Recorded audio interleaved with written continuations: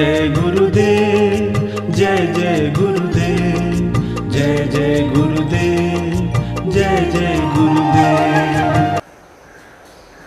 परम गुरु श्रीमद् करुणा सागर महाराज की जय। श्री कैवल धाम की जय। श्री अविचल दास जी महाराज की जय। सत केवल साहेब, सत केवल साहेब, सत केवल साहेब। परम गुरु श्रीमद् करुणा सागर महाराज श्री रचिता पंचम स्वसंवेद यानी पंचम सूक्ष्म वेद निजपति परम प्रभाव स्कंद है चौथा और चौपाई नंबर है 46।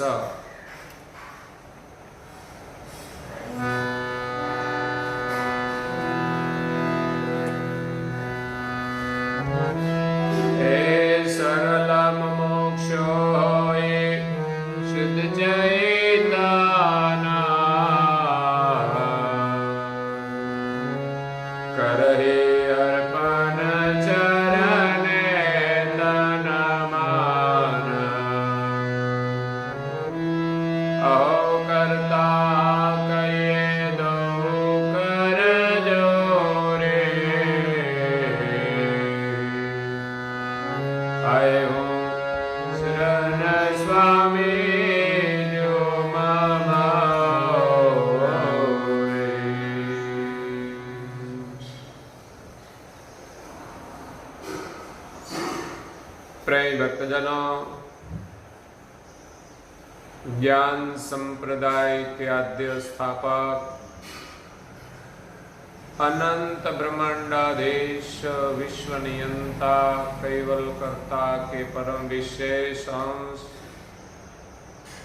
सकर्ता सत कैवल का महाद सजान जान अलौकिक दिव्य स्वरूप को अनेक न्यायों से प्रत्यक्ष प्रमाण से स्व अनुभव से प्रतिपादन करने वाले अनंत अंशों के तारणहार कैवल धर्म धुरंधर नव बुद्धि के सागर महान समर्थ परम श्रेष्ठ परम विभूतिवान परम दयालु परम कृपा निधि सर्वज्ञ दिव्य परम गुरु श्रीमद् करुणा सागर जी महाराज विश्व भर के मनुष्य तनुधारी चैतन्य जीवात्माओं को संबोधन करते हुए स्वरचित पंचम स्वसंवेद ग्रंथ के चौथे स्कंद की 46वीं चौपाई में निजपति परम प्रभाव का वर्णन करते हुए अपनी अलौकिक अमृतमय वाणी में कहते हैं कि सरल मुमुक्षु होई शुद्ध चैतन करही अर्पण चरणे तन मन। प्रिय भक्तजनों, आगे परम गुरु जी ने वर्णन किया कि इस पंच भौतिक शरीर में रहने वाला अंश पंच शरीर में अपने स्वरूप को भूल गया, साथ साथ अपने निज घर को भी भूल गया कि मैं कहां से आया हूं, कहां मुझे जाना है। परम गुरु जी कहते हैं कि निज सदगुरु के शरण में जाए या तो परम गुरु जी के शरण में जाए तो उनकी कृपा से हमें निज घर की प्राप्ति होती है, निज लक्ष्य की प्राप्ति होती है, निज गति की प्राप्ति होती है। परम गुरु श्रीमद् करुणा सागर जी महाराज सृष्टि के सर्जनहार सकर्ता सत कैवल का ज्ञान और गति लेकर आए हैं। उनके शरण में जाकर दीक्षा ग्रहण करे और परम गुरु की आज्ञा के अनुसार अपनी वृत्ति को अंतर्मुख करके कैवल का भजन करे तो अंश को अपने निज घर की प्राप्ति होती है। निज लक्ष्य लेने के बाद हमें निज कर्ता का भजन कैसे करना चाहिए, उनका रास्ता बताते हुए दिव्य परम गुरुजी सर्जनहार की प्राप्ति का सरल उपाय बताते हैं। सरल से सरल उपाय प्रार्थना का है। हमें कुछ न आए, हमारे पास कुछ शब्द भी न हो, लेकिन सत्संग श्रवण से हमारे हृदय में जो भावना बने, इस भावना से हम परम गुरु की सेवा पूजा करके प्रार्थना करें। अगर हमारे पास प्रार्थना का शब्द न हो तो आगे महापुरुषों ने जो प्रार्थना की है, प्रार्थनाओं की रचना की है, उनके माध्यम से भी हम प्रार्थना कर सकते हैं। ज्ञान संप्रदाय की परंपरा में परम गुरु श्रीमद करुणासागर महाराज जी की सेवा पूजा अर्चना होती है। पूजन के बाद परम गुरु की स्तुति वंदना होती है, जिनको हम उपासना कहते हैं। सुबह में स्नानादि से निवृत्त होकर हम तिलक धारण करके परम गुरु जी ने जो मंत्र दिया है उनका आवाहन करें और बाद में परम गुरु की पूजन आरती करके प्रार्थना करें। तो ज्ञान संप्रदाय की परंपरा में प्रार्थना का गठन किया है। पहले तो आरती होती थी, बाद में पूज्य श्री नारायण दास जी महाराज श्री रचित मंगलाचरण का स्तवन होता था। पूज्य श्री नारायण दास जी महाराज श्री ने सिद्धांत बावनी ग्रंथ में जो मंगलाचरण की रचना की है वो भी स्तुति है।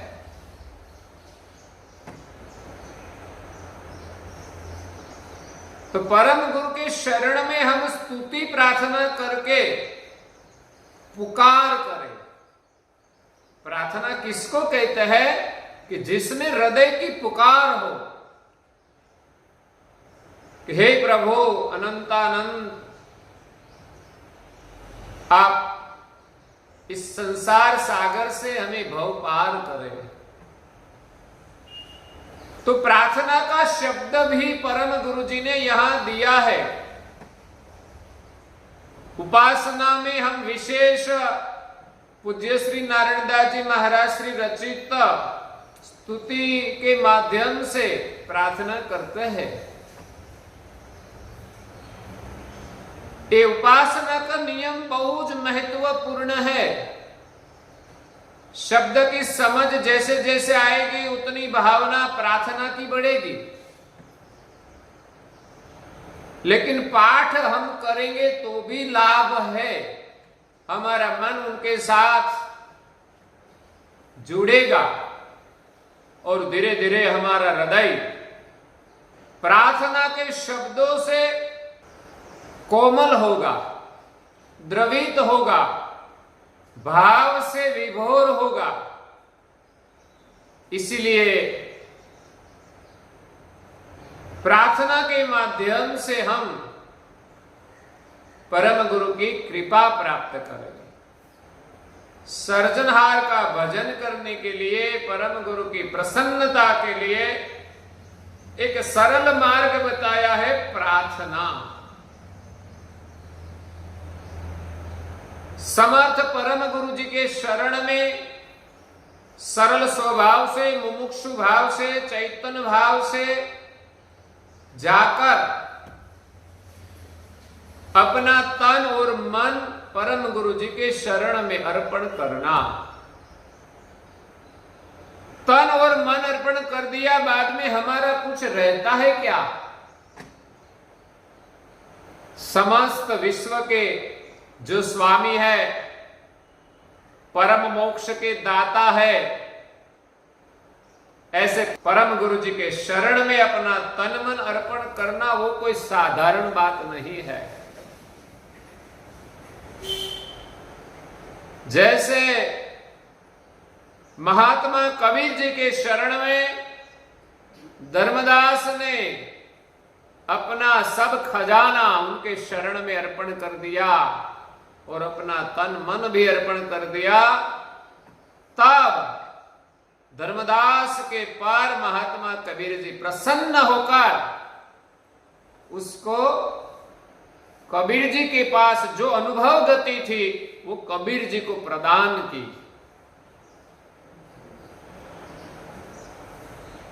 तो परम गुरु को प्रसन्न करने के लिए हमारा तन और मन दोनों अर्पण करना है।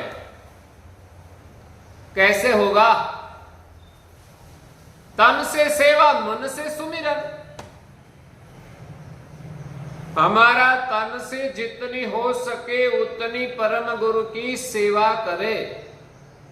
शायद हमारा शरीर काम न करे तब बात अलग है, लेकिन जब तक हमारा शरीर अच्छा है, हम अपना काम कर रहे हैं, तो परम गुरु की सेवा का काम भी करना चाहिए। स्वार्थ के लिए हमें मजबूरी से भी करना पड़ता है, तो परम गुरु जी की सेवा में तो प्रसन्नता होनी चाहिए, मजबूरी से नहीं, प्रसन्नता से सेवा करनी चाहिए। शरीर उनका दिया हुआ है, जितना हम सेवा करेंगे उतना ही हमारा शरीर अच्छा रहेगा, स्वस्थ रहेगा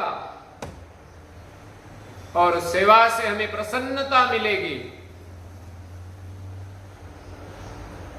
तो सेवा का संस्कार होना चाहिए। सेवा से हमारे मन में नम्रता आती है, हमारा मन भी निर्मल होता है। सेवा और सुमिरन दोनों का संबंध है, क्योंकि सेवा करते करते हमारे अंतर में सुमिरन का बीज उदित होता है। सुमिरन का बीज सेवा की भूमिका में ही उदित होता है। बिना सेवा भाव सिमरन टिकता नहीं। कई लोग चाहे थोड़ा सुमिरन कर ले, लेकिन बाद में बंद हो जाएगा। लेकिन जो सेवा करता है निरंतर, उनके हृदय में निरंतर सुमिरन की ज्योति जलती ही रहती है। सेवा ही उनका पोषण है। तो सेवा की बड़ी महिमा है। हमारा तन परम गुरु की सेवा में समर्पित हो। हमारा सब काम छोड़कर हम पहले परम गुरु की सेवा करें।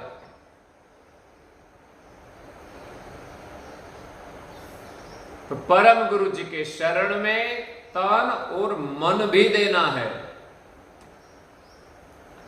तन थोड़ा थोड़ा दे सकते हैं, लेकिन मन देना बहुत मुश्किल काम है। मन तो बहुत विचित्र है। वो अपनी मनमानी ही करते हैं, अपनी इच्छा के अनुसार ही चलते हैं। जब गुरु महाराज के चरणों में मन अर्पण कर दिया, बाद में हमारी इच्छा के अनुसार हम चल नहीं सकते। परम गुरु जी ने कहा है कि हुक्म बिना कित पाव धरित नहीं, अपने मन मुख सेती, टुक टुक होई जाय कहन पर मेरे मुखन सहेती।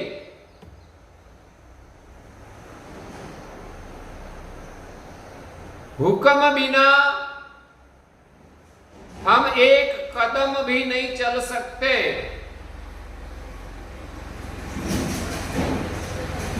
जब हमारा मन परम गुरु जी को अर्पण कर दिया, बाद में हमारे मन में कोई इच्छा प्रकट हो कि बाहर जाना है, कुछ खाने का है, कुछ और करने का है, तो हम कर नहीं सकते। परम गुरु की आज्ञा में आता है तो हम कर सकते हैं, नहीं तो नहीं कर सकते। परम गुरु की आज्ञा का जो उल्लंघन हो, ऐसा कोई विचार कार्य हम नहीं कर सकते। मन परम गुरु के शरण में अर्पण करने का कारण ही यही है कि जब उनके शरण में मन अर्पण हो जाए, बाद में मन में अपनी कोई इच्छा रहती नहीं। इसमें निरंतर परम गुरु जी का सुमिरन ही हो। हमारा कार्य जितना जरूरी हो उतना हम जरूर कर सकते हैं, लेकिन अपनी इच्छा के अनुसार हम इधर उधर घूम नहीं सकते। हमारी इच्छा के अनुसार हम काम नहीं कर सकते। इसलिए हमारा मन परम गुरु जी के शरण में अर्पण हो जाए, तब उनकी कृपा होती है। ज्यादातर विकार मन में रहता है। इस मन को विकार रहित करने के लिए, मन को निर्मल करने के लिए, इस मन को परम गुरु जी के शरण में अर्पण किया जाए।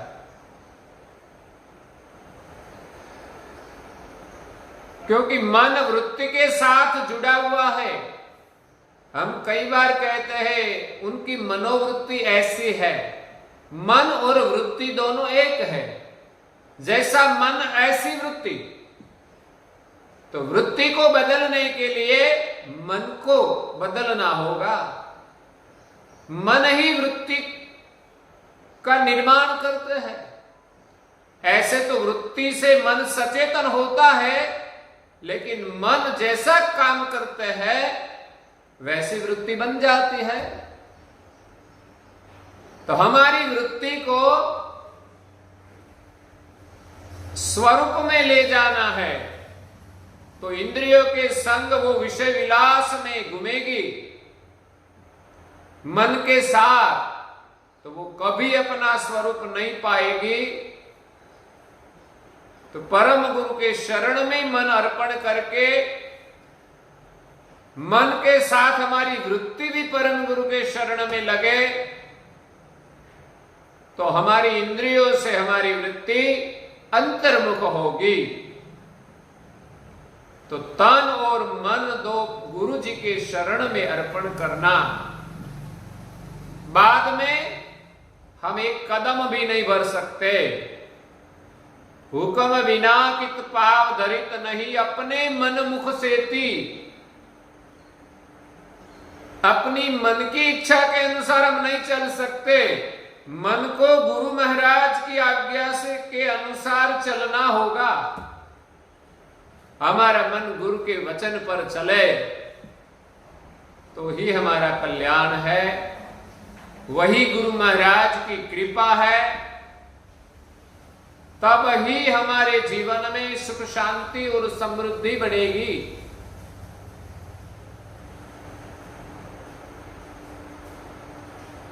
टुक टुक हो जाए कहन पर, परम गुरु जी ने जो जो कुछ कहा है, आज्ञाएं दी है, उनके वचन पर हमें टुकड़ा हो जाना है। शायद कुछ भी हो जाए, वो वचन का पालन हम करेंगे, या तो कुछ भी हो जाए हम उनकी आज्ञा का उल्लंघन कभी नहीं करेंगे। मेरे मुखन सहेते, परम गुरु जी ने मुख से जो उच्चार किया है, वो वचन के पथ पर हमें चलना है, हमारे मन को चलाना है। तो तन और मन परम गुरु जी के शरण में अर्पण करना। तो कर ही अर्पण चरने तन मन। कहा जाता है कि जब जनक राजा को कोई स्वप्न आया और स्वप्न में वो भिखारी हो गया, दुखी हो गया, भटकने लगा और बहुत भूख लगी थी, खाना नहीं मिला, वो परेशान हो गए। कहीं एक जगह अनुक्षेत्र चलता था, वहां गए तो वहां भी खाना खत्म हो गया था, लेकिन जो खाना भरा था उसके चारों ओर कुछ जो खिचड़ी है वो चोटी हुई थी, लगी हुई थी। तो वहां से निकाल कर जनक जी को थोड़ा खाना परोसा। जनक जी ने वो खाना लेकर सोचते थे कहीं एक और बैठकर मैं खाना खाऊं, तो एक सांड वो सामने से आया और जनक जी को अपने सर से पटका, अपना खाना सब कुछ गिर गया मिट्टी में और जनक जी की नींद उड़ गई। वो तो स्वप्न में सब कुछ हो रहा था, देखा तो मैं राजा हूं और स्वप्न में तो भिखारी था। तो मैं राजा हूं वो सही है या स्वप्न में मैं भिखारी था वो सही है? वो उनके मन में प्रश्न हुआ। स्वप्न तो हमारे जीवन में कई आते हैं, लेकिन कभी प्रश्न नहीं होता कि क्या ये स्वप्न सही है। तो इस प्रश्न के प्रत्युत्तर के लिए कई विद्वानों को पूछा, लेकिन किसी के पास उत्तर नहीं मिला। कई बड़े साधु संतों को भी पूछा, प्रत्युत्तर नहीं मिला। कहा जाता है कि सबको जेल में बंद कर दिया।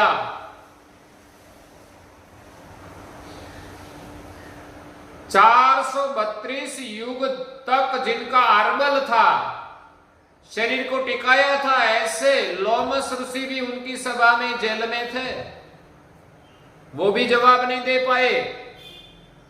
कितनी तपस्या की, कितने साल तक, फिर भी जनक राजा जी का प्रश्न का प्रत्युत्तर लोमस ऋषि भी नहीं दे पाए। तो कहा जाता है कि जनकपुरी में कहोड़ मुनि नाम के ऋषि थे। उनको एक अष्टावक्र नाम का लड़का था, जिनका सभी अंग वक्र थे, इसलिए उसका नाम अष्टावक्र हो गया था। वो कहोड़ मुनि भी जनक के प्रश्न का प्रत्युत्तर देने के लिए गए, लेकिन दे नहीं पाए, तो उनको भी अंदर कर लिया। बाद में अष्टावक्र उनके मौसाल में बड़े होते हैं। उनके पिता नहीं थे तो नाना के यहां सब चले गए। उनकी माता सुजाता,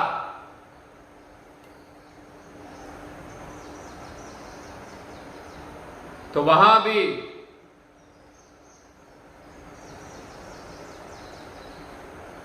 उनके जो नाने थे उनका भी कोई लड़का था। एक दिन वहां वो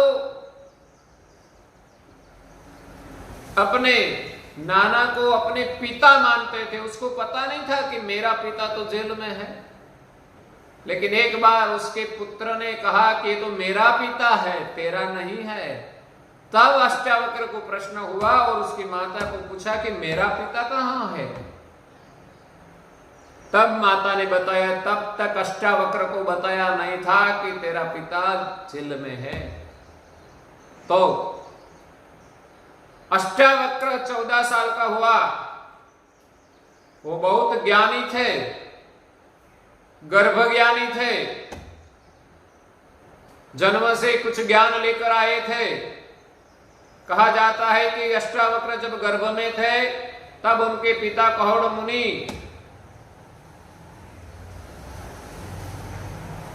अष्टावक्र की माता को ज्ञान सुनाते थे, और अष्टावक्र ने गर्भ से ही ज्ञान प्राप्त कर लिया था। तो वो अष्टावक्र जनक जी का प्रश्न का प्रत्युत्तर देने के लिए सभा में जाते हैं। तब दरवाजे पे कोई दरबान था, उसने रोका कि आपको कहां जाना है? तो अष्टावक्र ने कहा, मुझे राजा जी के पास जाना है। तब दरबानी ने कहा कि ये विद्वानों की सभा है, बालकों की सभा नहीं है। अष्टावक्र कहते हैं कि तुम किसको विद्वान कहते हो और किसको बालक कहते हो? जो उम्र से छोटा है वो बालक है,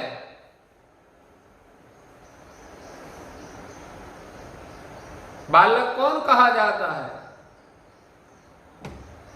ऐसे प्रश्न का प्रत्युत्तर दिया। तब लगा कि ये छोटा बालक दिखाई देता है, लेकिन ये बालक नहीं है, कोई विद्वान है। अंदर गया। अष्टावक्र पता चला कि सभा को कि जनक जी राजा जी के प्रश्न के प्रत्युत्तर देने के लिए 14 साल का बालक आया है, लेकिन उनका शरीर का रंग ढंग देखकर पूरी सभा हंसने लगी, ठट्ठा मस्करी करने लगी कि हम बड़े बड़े तपस्वी उनका उत्तर नहीं दे पाए, और ये 14 साल का बालक क्या प्रश्न का जवाब देगा? उनका अंग का कोई ठिकाना नहीं है, वो क्या उत्तर देगा? तब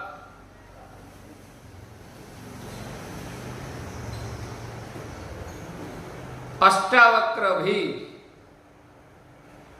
हंसने लगे, राजा जनक भी हंसने लगे थे।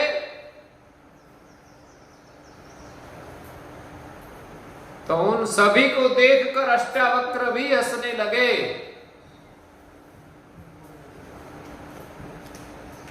और कहने लगे कि ये राजा इन चमारों के साथ क्या ज्ञान चर्चा करेगा? ये तो चमार की सभा है। राजा ने पूछा कि आप क्यों हंस रहे हैं? तब अष्टावक्र ने जवाब दिया कि आप चमार की सभा बैठ के क्या ज्ञान चर्चा करते हो? चमारों को क्या पता इस प्रश्न का प्रत्युत्तर का? जो कि अष्टावक्र ने प्रश्न किया था कि सभा क्यों हंस रही है,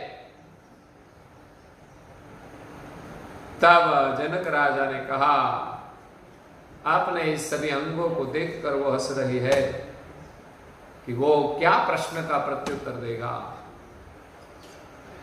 अष्टावक्र कहता है कि जिनकी दृष्टि चमड़े में हो उसके पास कोई ज्ञान नहीं है, वो विद्वान नहीं है, वो सब चमार है।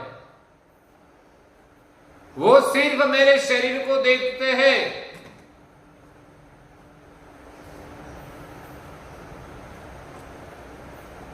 बाद में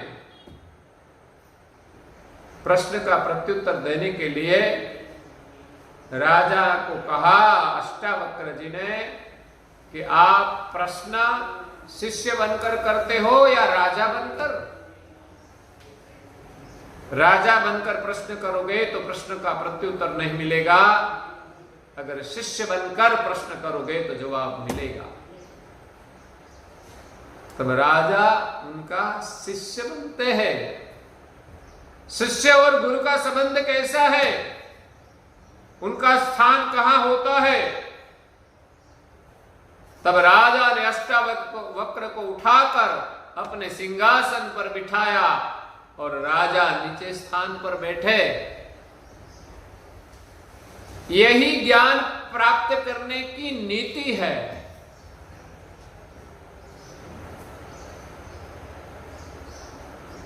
और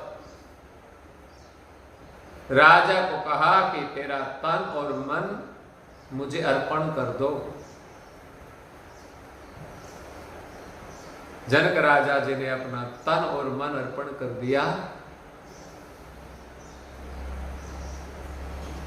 बाद में प्रश्न का उत्तर दिया कि स्वप्न में तुम भिखारी थे वो सही नहीं, क्योंकि जब निद्रा उड़ गई तब वो सही नहीं रहा। आंख जब खुल गई तो पता चला कि ये स्वप्न सही नहीं है, और आज तुम राजा हो वो भी सही नहीं है, क्योंकि एक दिन आंख बंद हो जाएगी तब ये भी सही नहीं रहेगा। हम नहीं राजा है, नहीं हम गरीब भिखारी है। राजा को कहा कि जब तुमको स्वप्न आया वहां तुम थे? तो मैं था, लेकिन ये राजपाट कुछ थे तुम्हारे पास? तो वो कुछ नहीं था, लेकिन तुम थे। और स्वप्न पूरा हो गया, नींद खुल गई, आंख खुल गई, तब तुम थे तो मैं था। निद्रा के वक्त भी तुम थे और निद्रा छोड़ने के बाद भी तुम थे। तो वो सही है कि तुम जो हो वो सही है, बाकी सब झूठ है। राजा हूं वो झूठ है, गरीब हूं वो भी झूठ है, भिखारी था वो झूठ है, लेकिन तुम थे दोनों वक्त तो तुम सही हो। बाद में राजा चलने लगा और सेनापति को आदेश दिया कि मेरा अश्व लाओ। अश्व आया और राजा खड़े होकर अश्व के दोनों ओर जो ऊपर बैठने के लिए पेंगड़ा कहते हैं, पैर रखने का जो स्थान होता है, एक पैर रखा और अष्टावक्र ने कहा खड़े रहो। कहां जाते हो? तो बस मेरा प्रश्न का उत्तर मिल गया, अब मैं राजभवन में जाता हूं, कहीं और जाता हूं। तेरा मन तो तुझे मुझे दे दिया है, अब तुझे कहीं जाने का अधिकार नहीं है मुझे पूछे बिना। एक पैर उनके अश्व के पेंगड़े में थे,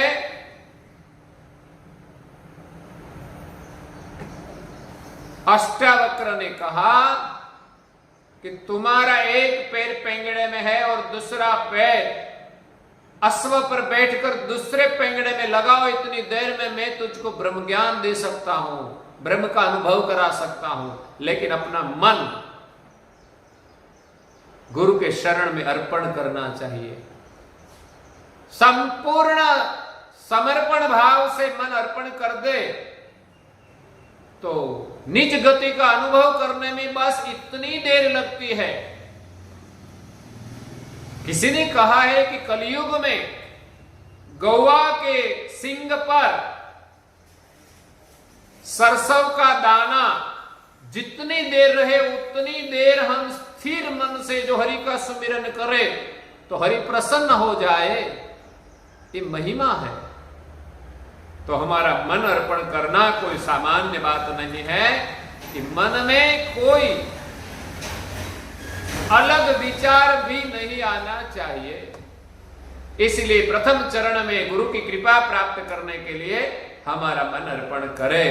और आगे की चौपाई अपूर्ण है आदि, वो हम कल सुनेंगे। आज के प्रवचन को यहाँ विराम देते हैं। परम गुरु श्रीमद् करुणा सागर महाराज की जय। श्री कैवल धाम की, श्री अविचल दास जी महाराज की जय।